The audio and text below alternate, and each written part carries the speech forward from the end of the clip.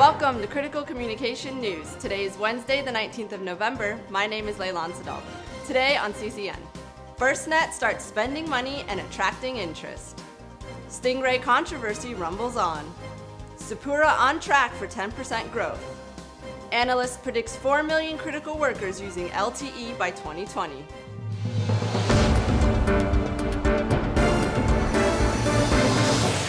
America's $7 billion critical communication network will start spending money next year, following budget meetings this week.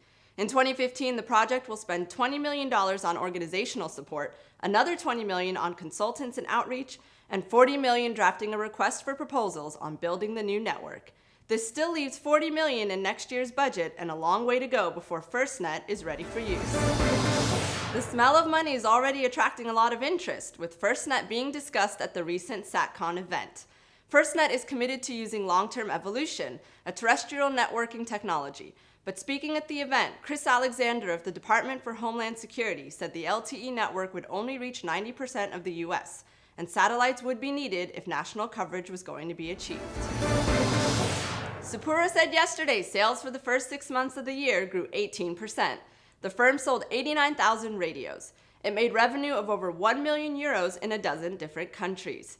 It expects growth of 10% for the full year, which pushed shares up 3%.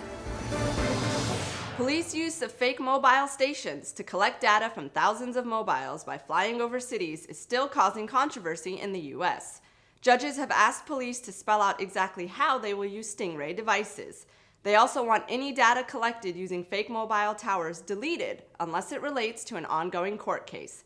The privacy debate over these Stingray devices looks set to continue. Spending on LTE critical networks will hit $2 billion annually by 2020, according to the latest research from SNS. The company reckons that 4 million public safety workers will be relying on LTE by then, using more than 150,000 base stations around the world. But getting to that point will present many challenges, including spectrum regulation and funding issues, which could yet derail those predictions. And finally, Google's balloon project to provide internet access via high-flying balloons is going to be trialed in Australia. Telstra will provide base stations for the tests in Western Queensland. Google hopes to eventually provide coverage across the southern hemisphere using the massive balloons, which fly 20 kilometers above the Earth. That's all from us. Thanks for watching, and we'll be back on Friday with more news.